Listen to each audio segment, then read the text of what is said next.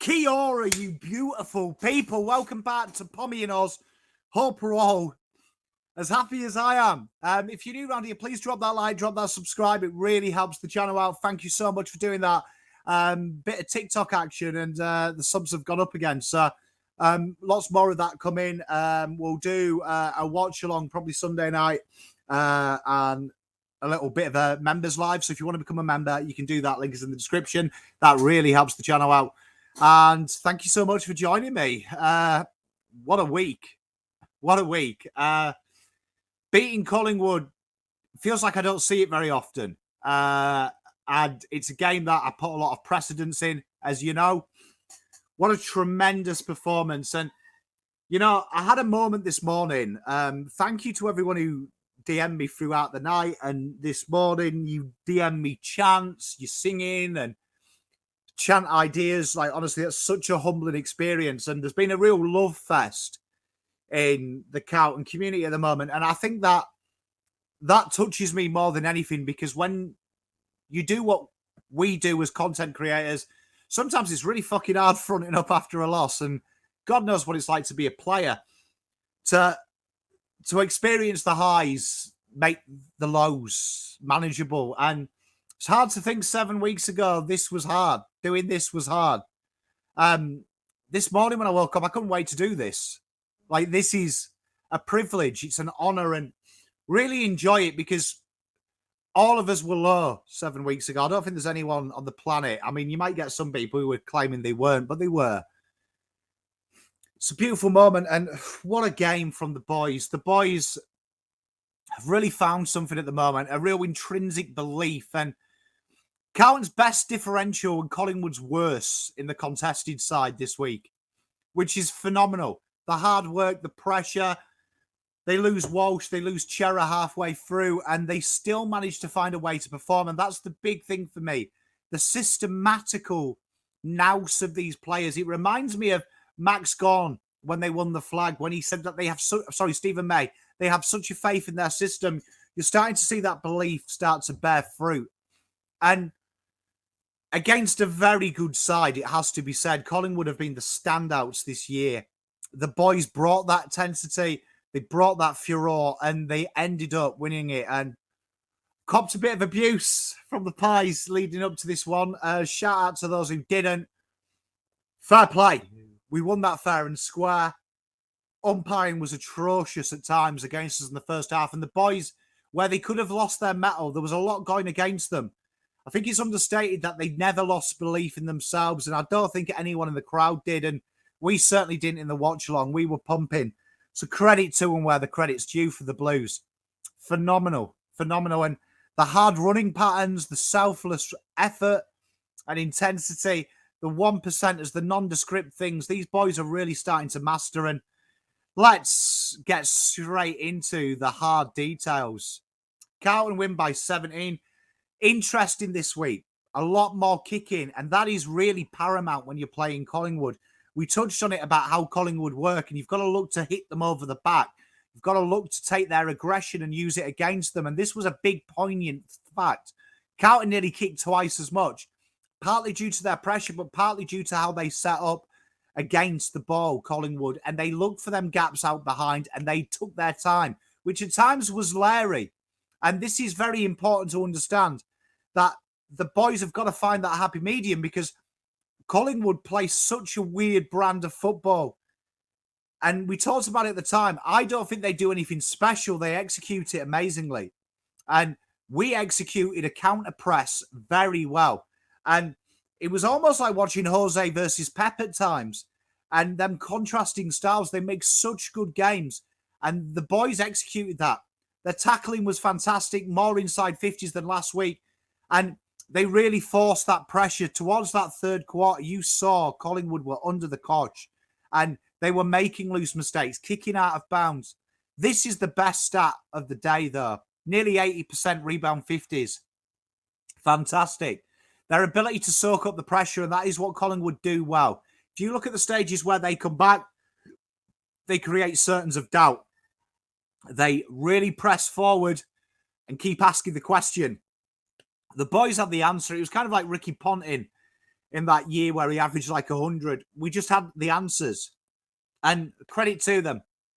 Marks inside 50, about where you'd expect it, nothing different. But this here, contested differential, plus 33, plus clearance. The boys got the monopoly of where they're good. And they kept it. And they kept their foot on the throat. 60.9% goal kicking accuracy is wonderful, really. That's where you want it to be. It's in the happy medium. Chance creation, a little bit down. But obviously against one of the best sides in the league, if not the best, up until last night. Fantastic, 44.9% chance creation. You'll take that because the boys made something happen. And the TPI, 9%. 9% rise over their opposition against a side that is very, very good. And now we can start talking about us being really good. I found it quite hard because I don't know whether to be that arrogant supporter, that humble supporter. I had such a good night last night. The vibes were so high, man. Like honestly, they were so high, and it was great. And you know what? It was great to share it with everyone. Let's take some individual performers, and we're going to give a little bit of a froth fest here. Charlie Curnow, for me, epitomises everything it is to be Carlton Football Club at the moment. Playing against Darcy Moore, who himself is a very good defender, got the better of him early doors. Charlie Curnow's willingness to fight is something special, and for me, this was probably my favourite game I've seen him play. Kicking goals in key moments, particularly against the run of play at times. Worked tirelessly. It was a thankless task. And for him to come out there with only 20% one-on-one wins, still kick 6 goals, shows the other layers to this kid's game. This guy here is, I keep saying it, the best player in the league, and I'm not taking the piss. There is no better player in the league than this guy when he's like this. This guy here is adding dimensions under the cosh every week. His forward line has changed dramatically. It's so easy to defend against him. At times, Collingwood were playing 3 on him. His ability to bring the ball down to deck, his ability to look inside, his ability to understand space, and even have the selflessness to create dummy leads shouldn't be understated. Shouldn't be understated. That is a true gift of a man. And we talk about the best players in both sports. They have vision. And Charlie has vision in abundance. The 5 marks, the 2 marks on the lead, 1 contested mark, 1 inside 50. As you can see, it wasn't really Charlie Curnow's day. But again, Charlie found a way. And that's all you can ask of him. He's got to find a way sometimes. And he did again. Goal accuracy 100%. Fuck me. If he's doing that, Coleman's already locked away. Is there a sneaky chance of 100? Said he was the next player to kick 100 in a year. Dream big. 7 score involvements. His ability, again, shouldn't be understated. His ability to really do them things as well that you don't get stats for, like I say. Creating space in behind for the Smalls. Motlop thrives on it. Martin has thrived on it as well. He dummy lead for Martin a few times, which is fantastic. And shout out to Matt Pirnett, who dropped forward occasionally. That was a thankless task, and that really helped out in the third quarter, particularly when him and TDK did it. 9 pressure acts. We're starting to see Charlie put a bit of defensive work in, which is probably his only weakness, really. And he's starting to do that. 6 goals. Mate, best player in the league. Best player in the league. Say no more. Say less. Another guy that really probably doesn't get the credit he deserves, and shout out to Cripper, who I thought Cripper's second half was absolutely amazing. The sight of seeing him take every midfielder Collingwood have ever created in that midfield to set up that score launch is just a piss take. But Jacob Wheatering, 100% one-on-one ratio this week, couldn't be beaten. And his ability to get in front and fight and read the ball was incredible. There was a few times in that third as well when they started to get up and about. He took the risky move of coming off his man and leaving the man one out, knowing that if he missed, that was a goal. And that is leadership. That is commitment. 11 marks, 6 intercept marks, 2 contested marks, 6 spoils, bringing it to ground, 10 intercept possessions. His ability as well to bring it to ground to his advantage of his smalls shouldn't be understated. That's tough yakka. That's hard. That's a good intelligence. Incredible meters gained per possession. For a guy that is playing a side that is notorious as the most accurate side in the comp, one of the most efficient and ruthless sides, Wheatering's game shouldn't be understated. And Cripple and Kerno will probably get the coaches' votes, rightly so. Wheaterin probably deserves them just as much. It's because he didn't get the goals, but for 6 goals, he probably saved 10 on his own at times. 71.4% kicking efficiency. That is fucking where you want it to be. 1 tackle, 1 score involvement. Wheaterin is somewhere else at the moment. He has found a vision, and from them early season blips, this guy is a walk-up for all Australian. Walk-up for all Australian. His leadership down the back shouldn't be undersold. Allowing Doc to go in the midfield, who himself, again, was sensational this week. Bravo. The next guy we're going to look at is Jackie Martin, and it's no surprise. I love this kidder. I love him, and what a performance. Playing second tall for the majority of the game, which isn't really his role. His ability to find the pill, 75% efficiency at 12. Low disposal, high impact. This guy is a deadly player. 5 marks, 1 of them on the lead. 3 ground ball gets, 75% accuracy, 5 score involvements, 1 goal assist. Pressure acts at key moments, 3 goals, 1. His leading is so important to freeing Charlie up, and it actually scares me to think at some point in finals we get Haz back, because that's something that Harry's doing, and we're going to have 2 of these guys doing that for Charlie and each other, which creates opportunities. It's a real selfless forward line at the moment, and Jack Martin's work rate offensively is incredible, but also his willingness to track back, and that hasn't been discussed. Him chasing down players, and particularly when Nicky D got a few easy touches in the back half, his ability to close down the best foot of Nick Daicos is sensational. He took that outlet ball away, which really made Nick Daicos kick long. And that's what we said in the preview. You have to make Nick Daicos kick long. He's going to get the touches. He was their leading touch getter. He's that good. What you've got to do is make him kick long. You've got to take them give and goes. And Jack Martin, Hewitt, Matt Cottrell took the short option. And Jack Martin was deployed as that guy taking away the short option. He took out Howard Maynard at times in that forward line. You go back and watch the footage, particularly in the second. He is looking straight away as the ball is turned over. Who is the outlet ball? Bang, I'm on him. I'm taking that short option away. Jack Martin's game shouldn't be undersold. Take the 3 goals out of it. It was a very good game without that, because Carlton took away their transitional threat. Jack Martin was a big part of that. Fantastic game. This guy's fast becoming my favourite player. I'm in love. Tell you now. I am in love with this guy. Absolutely in love with this guy. Selfless. 20 defensive half pressure acts.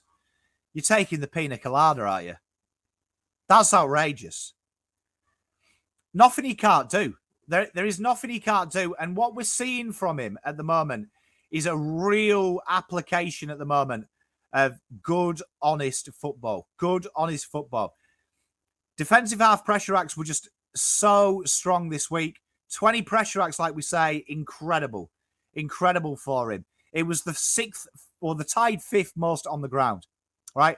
That is insane. 9 intercept possessions, 9 ground ball gets, 3 score launches, 14 metres just under, 85.2% efficiency, 5 score involvements, 40% contested rate. Their smalls are deadly. So tough. And Nick Newman's positioning, his willingness to help out as well.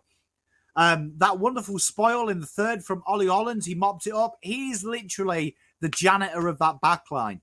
Every time that ball hits the deck, Nick Newman is there. Every time there's a bit of trouble, Nick Newman is there. Willing to take the game on, to take the contact, which frees up someone else.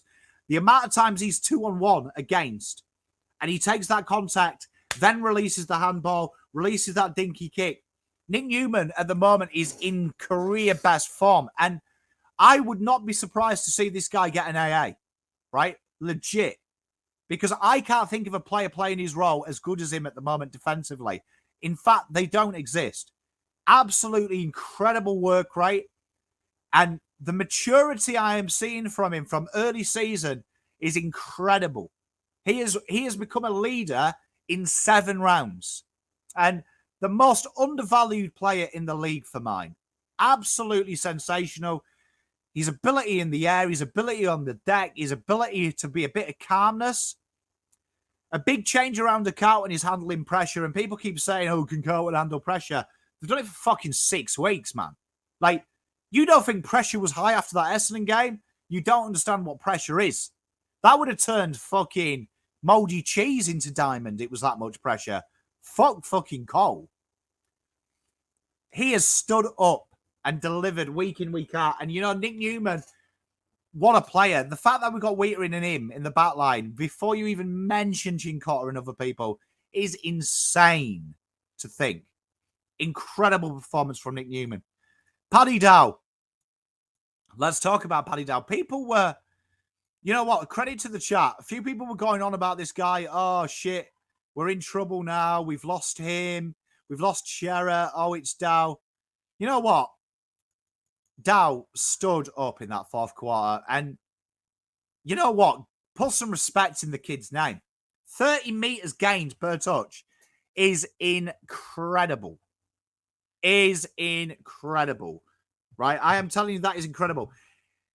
In that fourth quarter, when the pressure got so much from them, you needed to find a way of literally getting a way to hit them on the counter.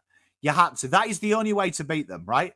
And people are going to talk about his disposal efficiency because that's what they do. And I keep telling you, disposal efficiency, most useless stat in the world. It's one of the few stats that we talk about, right, that you need to actually have the full picture, right?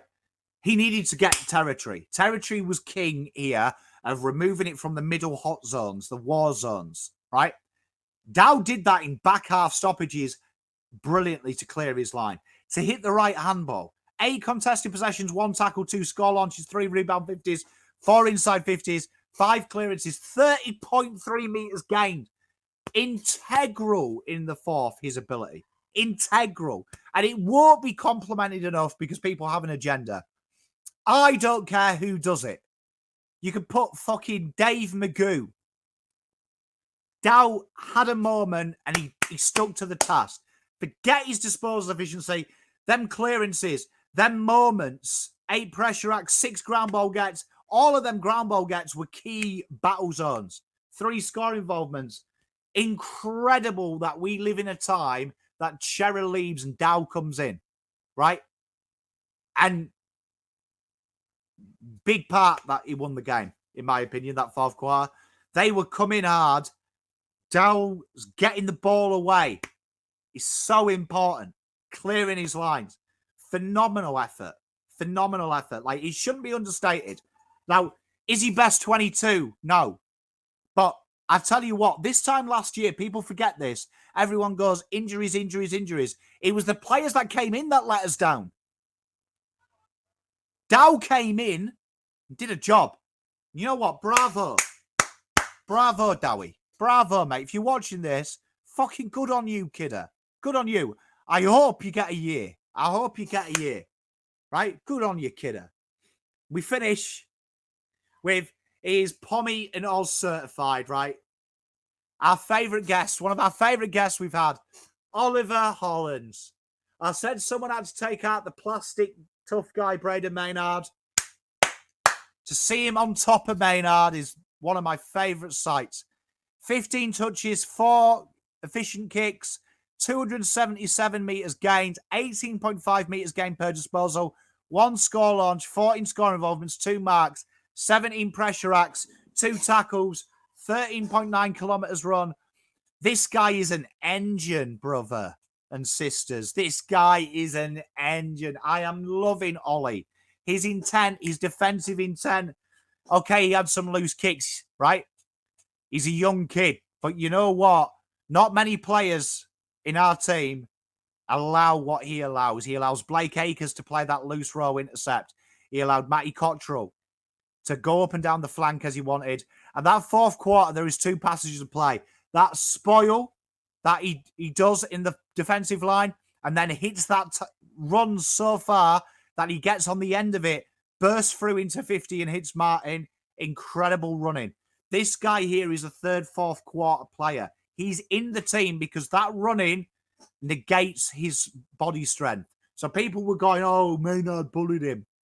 Fourth quarter, he fucking didn't. He couldn't keep near him. He was about as close to him as I want to be to my exes. Ollie Hollands, his spread, his work rate, fuck me, running power is king in this league. You can see why Nick Austin is forcing that agenda. Can't believe we've got another one of these guys in the reses coming through soon. Jackson Binns. Things are dreams.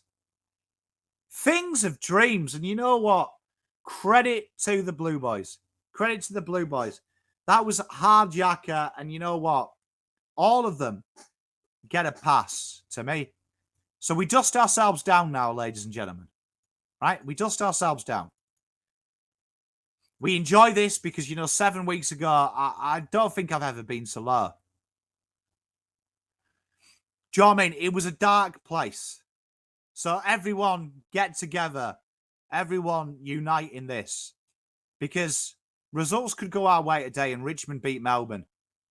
And suddenly that Melbourne-Carlton game becomes a top 4 shootout.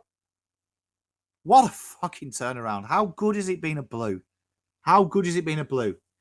You can only beat what's in front of you.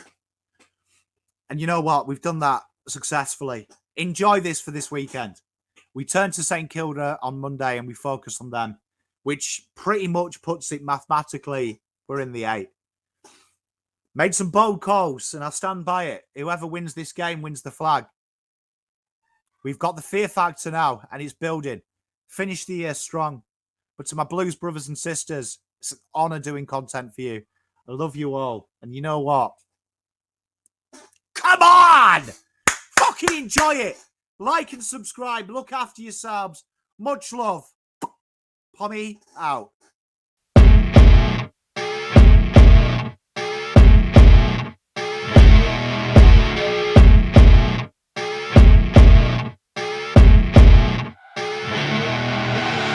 I see her rolling up, Uber black Cadillac, high heel boots and a sexy body full of tats. Baby's bad, oh